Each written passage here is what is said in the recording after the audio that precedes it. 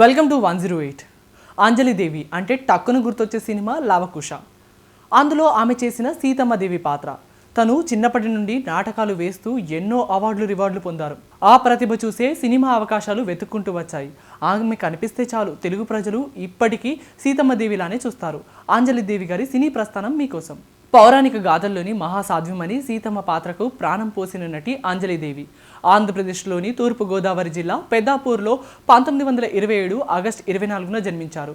లవకుశ, సువర్ణ సుందరి, అనార్కలి తదితర సినిమాలు అంజలిదేవికి ఎంతో పేరు తెచ్చిపెట్టాయి. సినిమాలోకి రాకముందు ఆమె అనేక రంగస్థల నాటకాల్లో నటించారు.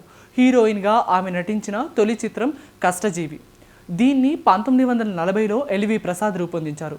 ఈ సినిమా చేస్తుండగానే దర్శకుడు సి పుల్లయ్య ఆమెకు తన సినిమా గొల్లభామలో మోహిని పాత్ర ఇచ్చారు.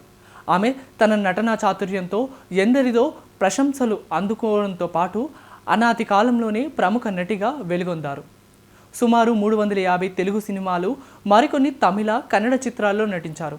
ఆమె నటించిన లవకుశ ఎంతో పేరు ప్రఖ్యాతలు తేవడమే కాకుండా ప్రపంచ స్థాయిలో గుర్తింపు పొందింది. 1963లో విడుదలైన ఈ చిత్రం తెలుగు చిత్రసీమలో మరపురాని సినిమాగా నిలిచిపోయింది. అంజలిదేవి హీరోయిన్గా దేవత, వదిన, తల్లిగా తదితర పాత్రల్లో నటించి జీవం పోశారు. దీనికి తోడు నిర్మాతగా పలు సినిమాలను నిర్మించారు.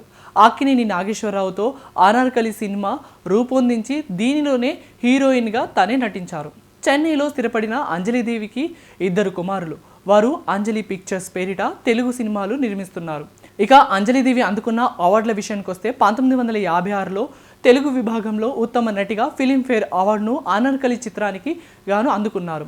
అలాగే 1957లో సువర్ణ సుందరి చిత్రంలో నటనకు మరోమారు ఫిలింఫేర్ అవార్డు అందుకున్నారు. అలాగే 1958లో చెంచులక్ష్మి, 1959లో జయభేరి చిత్రాలకు గాను అవార్డులు దక్కించుకున్నారు. గుంటూరులోని నాగార్జున యూనివర్సిటీ గౌరవ డాక్టరేట్తో అంజలిదేవిని సత్కరించింది. 1994లో రఘుపతి వెంకయ్య అవార్డును, 2006లో రామినేని అవార్డును అందుకున్నారు.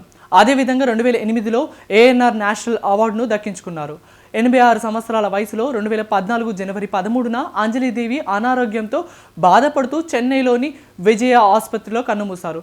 నేత్రదానం చేసి పలువురికి ఆదర్శప్రాయంగా నిలిచారు.